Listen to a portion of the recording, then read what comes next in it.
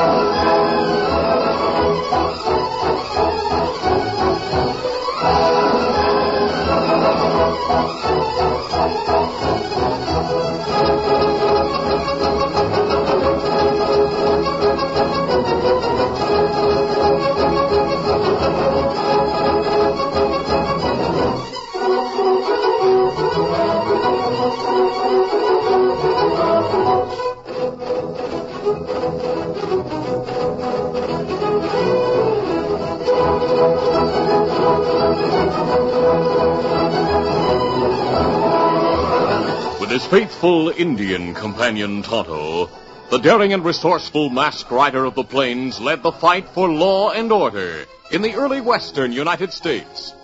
Nowhere in the pages of history can one find a greater champion of justice.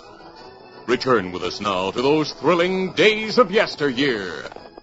From out of the past come the thundering hoofbeats of the great horse Silver. The Lone Ranger rides again. Come on, Silver. Let's go, big fella. Hi-yo, Silver! Hi!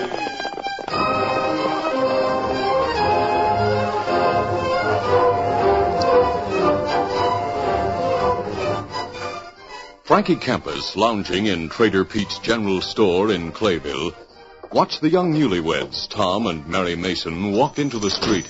Yeah, that hombre sure bought a lot of stuff, huh, Pete? Spades, shovels, blasting powder, and... Say, what did he want the blasting powder for? Rocks and stumps out of the ground. He's one of those farmers that settled out in the Serena Valley beyond Fort Harold. He just went back east to fetch his bride out here. Yeah, he bought those guns I've been admiring, too, didn't he? Yep, he had money and paid for 'em. You didn't. I sure would have given anything to get those rifles. You didn't have anything to give. All you and that Choctaw Joe do is hang around and talk. Why don't you do something instead of talking? Maybe we will one of these days. Maybe we will.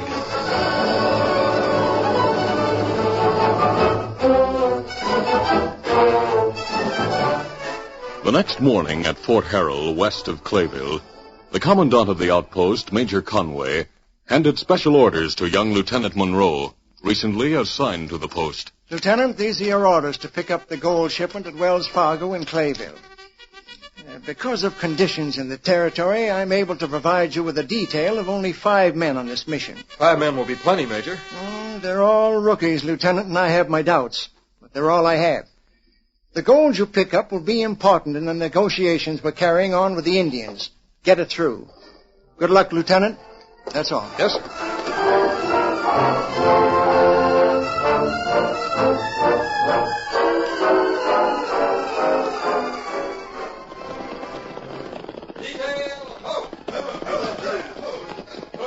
Lieutenant Monroe and his detail arrived at the Wells Fargo office in Clayville at sundown 2 days later. A couple of loungers in front of a cafe across the street watched Monroe enter the office. Choctaw Joe spoke first. Frankie, look at horses soldiers ride. Look like them come long way, huh? Yeah, looks that way. Probably from Fort Harold. That's only a couple of days west of here. Me no. Not far from Jeff's boys in Medicine Range. Remember last time soldiers come from there? Why them come? Oh, yeah, to get money. But that was a year ago, just about this time. I remember it because the weather was just starting to get real cold. Maybe them come again get gold. With only 5 men? Don't be crazy. Them not ride in for nothing. Why don't you find out why they came, then? That's why Jess has you here in Clayville, isn't it? To find out what happens to Wells Fargo. Huh? Then do what you're supposed to do. Hey, look. They just put on the light. Old man Carter's carrying the lamp, and they're going back into his private office. Me not blind. Me see 'em. Well, your listening post right beneath Cardiff's window. It's dark enough so that nobody will see you. Go to the rear of the building and hear what they're talking about. That's what me do. You wait here? Yeah, I'll wait here. Let me go. Listen.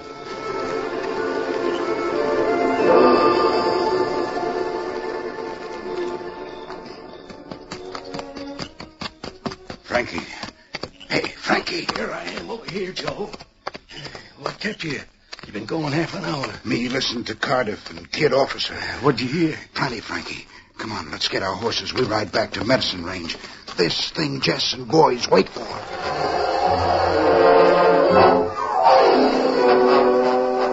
Choctaw Joe and Frankie headed west. On the morning of the second day out of Clayville, they drew rein in the hills and looked down on the main trail. Oh, there. Oh. Steady work. Hey, Joe, that covered wagon down there, recognize it? No, why? That's the one that I saw leave Clayville 4 days back. The one with a couple who just got married. You mean them two you tell me about? Who buy guns at Trader Pete's? Yeah, those are the two, Joe. Looks like they're making the trip alone, all right. I kind of thought they were. That hombre must be crazy doing that. Him not crazy. Nothing happened to him. Not yet, you mean. Joe, I like the guns that hombre bought. You saw 'em. You liked them, too. We could use 'em. You think we could get him? Well, why not? A lovesick hombre like that wouldn't want anything to happen to his bride. We'll get him easy. Then we do it pronto. Must get to Cave Now, soon. we have time. Look, Joe, we'll ride ahead a while, then cut down to the road. We'll turn around then and ride back east till we meet up with that wagon. Come on, get up there. Come on, boy.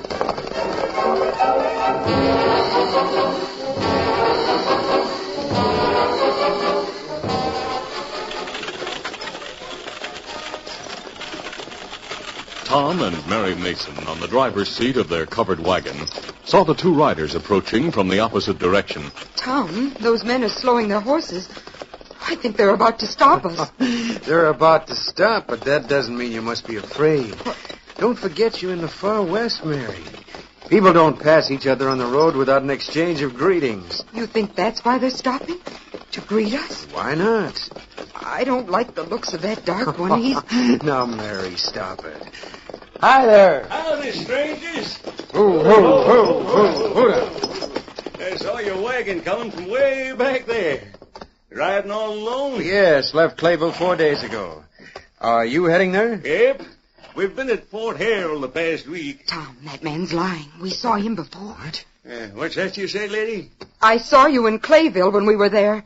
You were in the store. Get him up. Get hands high. Tom, those guns. Don't reach for that gun of yours, mister. You do, we shoot lady. What? You heard him. He's telling the truth. We don't want to hurt you, but we will if you make trouble. My wife wasn't with me. I'd show you. Sure, you'd go for your gun and fight it out. I know that. The thing is, she's with you. We haven't any money. We spent it all in Clayville. We not want money. Well, what's the idea of the guns, then? What do you want? Mister, the lady was right. She did see me in Clayville. I was there when you bought 2 rifles. That's what we want. What, the rifles? Yeah. Hand them over and nothing will happen to you. Don't hand them over. We'll give them to you. They're right here behind me. You not turn. Not reach for him. Me get him. Choctaw Joe rode his horse close to the wagon, reached beneath the canvas covering, and removed the 2 beautiful new rifles. He handed one to Frankie. Them good-looking guns. Oh, they'll shoot better. All right, mister. Drive the wagon off the road. Move it over there behind those trees. Well, go on, do as I say. Come on, get up. Come on, get up, boy. Get up. With lips tight, restraining his anger in order to protect his wife, Tom Mason obeyed. When they reached the spot that screened the wagon from the road... Holy. Now get out of there. Steady, boy. We're going to tie you up and gag you. We got to do that for our protection. Now, wait a minute. That's murder. We'll die out there if you do that. You said you wouldn't hurt us. Well, tying and gagging isn't hurting you. Is it, Joe? No. Me have rope here, lady. Turn round. Keep your hands off her, you filthy mite. No. You killed him. You hit him with that rifle. Keep still. Him come to. If you want any chance to live, lady, you'll do as we say. Now use your head. Choctaw Joe bound the girl's arms behind her and then fastened a rope around her ankles. He did the same to the unconscious Tom Mason as the girl looked on helplessly. Now me take care of you, lady. When Joe had gagged Mary, he and Frankie lifted her into the rear of the wagon. You see how good we are to you? It's too bad, lady, but good guns are hard to get, and we had to get 'em. Come, Frankie. We got to get to cave by night. Get boys ready for soldiers. I'm coming. Lady, too bad nobody'll see you here. Oh, but don't worry. Maybe we'll come back for you tomorrow night and free you, huh? After we finish a job we're going to do. Steady, boy. You ready, Joe? You want to keep rifle, Frankie. You not let Jess see it. Maybe him take it. Yeah, I guess you're right. We'll hide him somewhere, Joe, before we go to the cave. Yeah. Oh, I'm glad you thought about Jess. Come on, let's go. Get up there. Get up.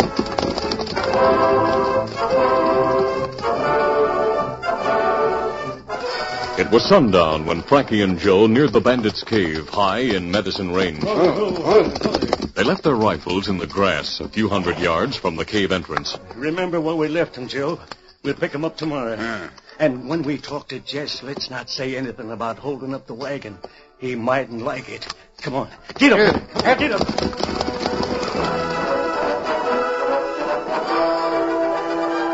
Outlaw Chief Jess Turner took Frankie Campus and Choctaw Joe away from the rest of the gang as Joe reported the conversation he'd overheard in Clayville. A small cook fire burned at the rear of the cave, beneath a small opening at the top that permitted the smoke to escape into the night.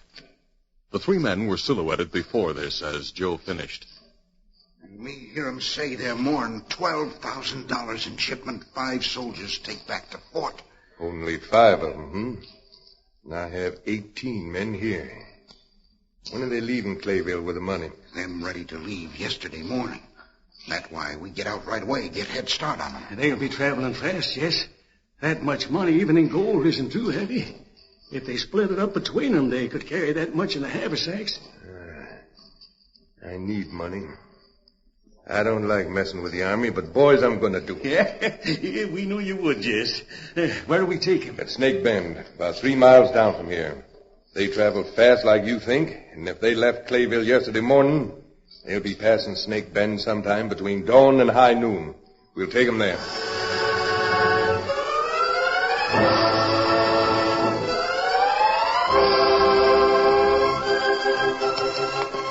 The first faint signs of dawn rimmed the eastern horizon when next morning, Jess Turner and his bandit gang left their hideout. Now remember, boys, it's the army we're up against. When we ride down on them, we ride down shooting. We work fast, get the money, and come back here. We're not going to stay holed up here, are we, Jess? Only till it gets dark. Then we'll work our way out through the rear of the cave, ride north the other side of the range, and split up there. Now, you got that, all of you? Yeah. All right, then let's get started for Snake Bend and that good old army gold. Steady, boy. Get up! Come on!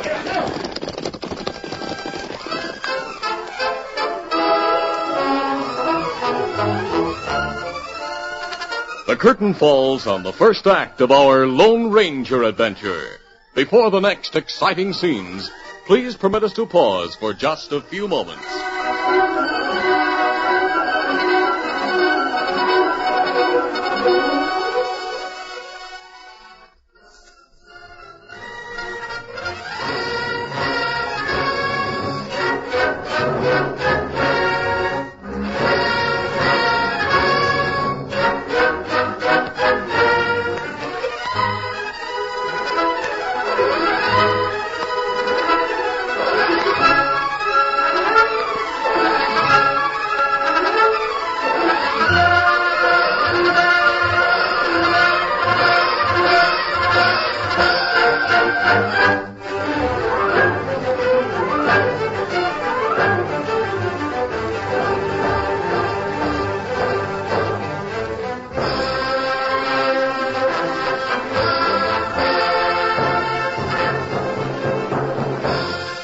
to continue.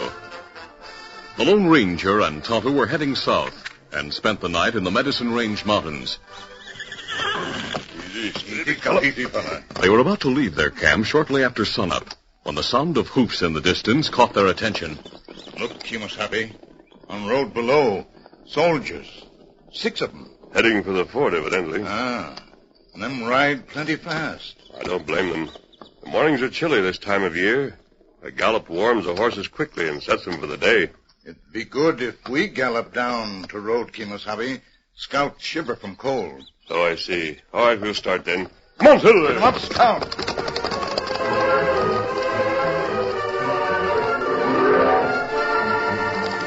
The Lone Ranger and Tonto, galloping their horses down the hillside, were nearing a long line of trees that edged the road when they reined their horses sharply. Oh, Silver. Oh, easy, fella. Tonto, listen. You hear someone calling? Kimasabi. It come from that way. Let's go. Come on, Silver. Get him up, Scout. Tonto, there's a covered wagon straight ahead, among that grove of trees. Me see it. Easy, Scout. The masked man and Indian leaped from their horses and ran around the wagon to where they saw a man lying on the ground. Tom Mason, still bound, had managed somehow during the night to loosen the gag around his mouth. He had ceased his cries for help when he heard the Lone Ranger and Tonto approach. His eyes widened in fear as he saw the masked man. Outlaws, more of them. We're not outlaws, mister. Don't let this mask give a wrong impression. Here, let me cut those ropes. Well, never mind me. My wife is in the wagon. They bound and gagged her, too. Tonto. Misabi, Kimasabi. We go to wagon. Free woman.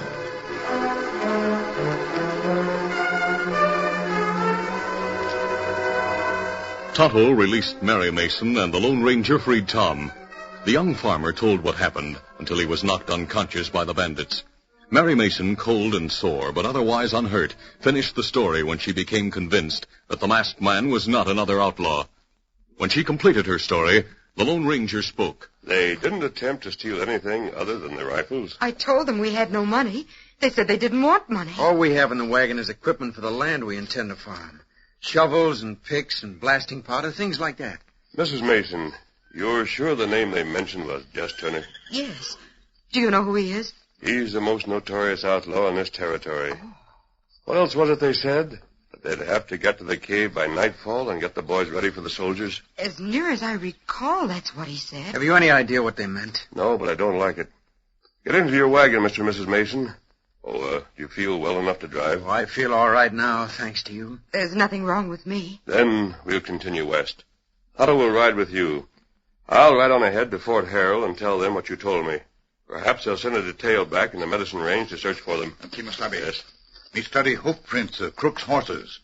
One horse got shoe most worn out.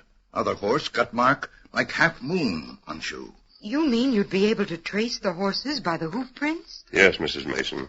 But right now, we'll not do that. Tonto, you escort Mr. and Mrs. Mason in their wagon. I'll ride ahead.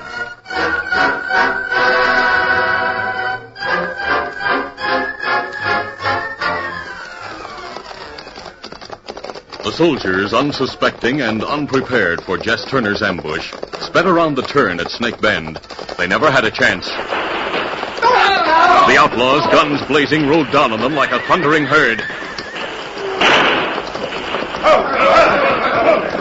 They disregarded the soldiers, all badly wounded and sprawled near their fallen horses. The bandits checked the haversacks, found large sums of money in each, and then slung them over their own shoulders. Jess Turner, satisfied, gave orders through the bandana that covered his mouth. That's it, boys. Now turn around, do as I told you. Go to the hideout. Steady, boys. Get up.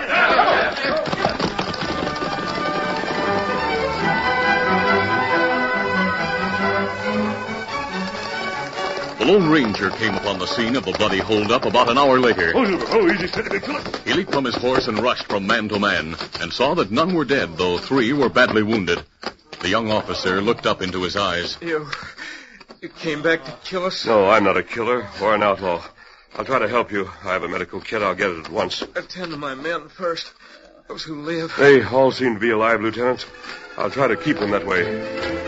When the covered wagon led by Tonto reached Snake Bend 2 hours later, they found the Lone Ranger talking to a young officer who sat propped against a tree at the side of the road. Near him were 5 soldiers, all bandaged and lying beneath their uniform coats, which the Lone Ranger had draped over them. As Tom and Mary Mason joined Tonto, the Lone Ranger repeated the story of the ambush as related to him by Lieutenant Monroe. And it must have been of this ambush that those men were talking, Mrs. Mason, when they said they'd got the boys ready for the soldiers. How terrible. How very terrible. Is there something I may do? Yes. Tom, would you drive these wounded men to Fort Harold as quickly as possible? Well, gladly, but I've never been there. I don't know where it is. Stay on this road. It's directly ahead, about 10 miles from here. You can't miss it. Then we'll leave at once. Did you see inside our wagon, though? We've all kinds of things there. We'll remove them, place them at the side of the road, and cover them with canvas. They'll be safe there until you return. The wagon was unloaded, and the wounded soldiers, including Lieutenant Monroe, were placed inside on the wagon floor. Tom Mason insisted that he be allowed to stay with the Lone Ranger and Tonto, who prepared to follow the trail left by the bandits. Yes, Tom, you stay. They may need your help. I'm able to handle these horses. And I'm well enough to give her protection if it's needed. Fine, Lieutenant. If it's possible, ask the commandant at the fort to send soldiers. We'll go in the direction the bandits took to the north. We'll leave trail marks behind for the soldiers to follow. And good luck to you. Good luck to you, too. Be careful, honey. I will, Tom. Get up there. Get up. Kimasabi. Yes. Me study hoof prints here. And we guess right. We find same hoof prints here we find back where wagon was. I thought you would. We'll follow them. Tonto, you know the hills above us. You know any caves large enough to hold a number of men and horses? Only one cave me know like that, Kimasabi. Oh. It in same direction crooks go. Maybe trail lead there. Well, we'll see. Mason, are you sure that Lieutenant Monroe's horse isn't wounded? Positive. Not a scratch on him. You were both lucky. Tonto, you do the trailing. We'll be right behind you. Easy, fella. Get him up, Scout. Get him. Come on, Silver.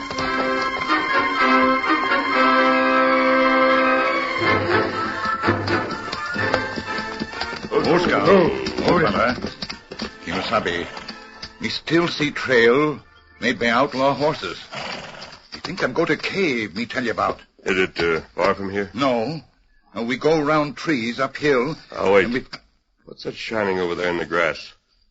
Come on, boy. Come, Scout. Come, fella.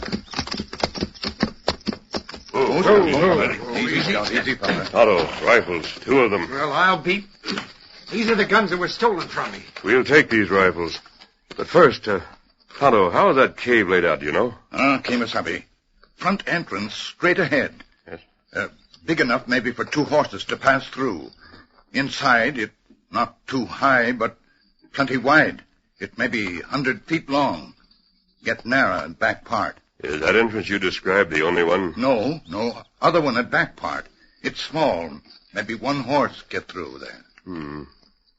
Mason, after hearing Tonto's description of the cave, I have a plan in mind that'll keep those crooks from getting out. What is your plan? They'll probably hide there until nightfall before leaving. Mason, do you know how to use the blasting powder we left on the road with your other things? Well, certainly. Then ride down and get 2 cans of it. Get a couple of shovels, too. And come back here as fast as possible. Sure. I'll go at once. Tonto, I'll go a little farther up the hill where I can cover the front entrance of the cave. Kimasabi. And me go to other end of cave. Shoot anybody who try come out. That's right, Tonto. If they try, they'll be perfect targets for both of us. It was nearing sundown when Tom Mason returned with 2 cans of blasting powder and fuses, together with 2 shovels. He found the Lone Ranger kneeling behind a rock, watching the front of the cave. No one has tried to leave, but I've seen some movements inside, so I know they're in there. We'll be able to crawl through that underbrush to my right and reach a spot only a few yards to the side of the cave entrance. You take 1 can of powder, I'll take the other. We'll light the fuses.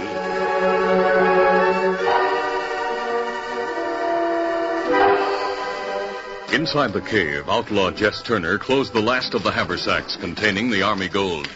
Boys, douse that fire and let's get ready to leave here.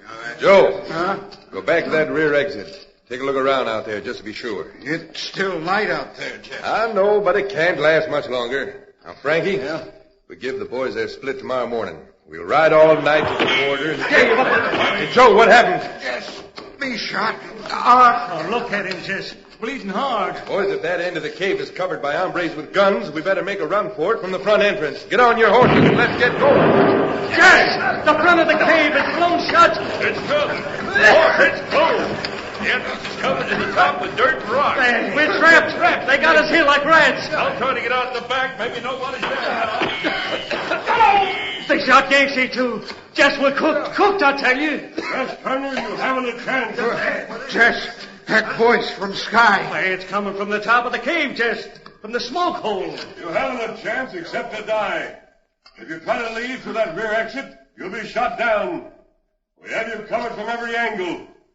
Now, we'll leave you inside the cave all night. In the morning, you'll walk to the exit and throw your guns out into the open. Then come out with your hands held high. One at a time. We'll be waiting. Frankie Campus was the first crook to leave the cave the next morning. Major Conway and troops from Fort Harrell had followed the Lone Ranger's trail and arrived a few minutes earlier. Major Conway spoke. All right, you. Tell Jess Turner and the men inside to come out as they were instructed. Yes, they're going to. Oh, here's Turner now. Ben, there's soldiers out here. Bring the money along with you. That's what you came after, isn't it, Major? We came to arrest you, too. You're lucky, Turner, you're not to be hanged for murder. Thanks to a masked man, my soldiers survived your shooting. A masked man? Yes. The same man who saved the life of my wife and me. Me think You thought you left us to die, didn't you? Well, I see by your wounds you ended up worse than we did. And it was the masked man who saved us, too. Kept your gang holed up till we came, Turner. What? One man kept us inside that cave last night? Oh, we helped some. There was a one-man job all the way. A man called the Lone Ranger.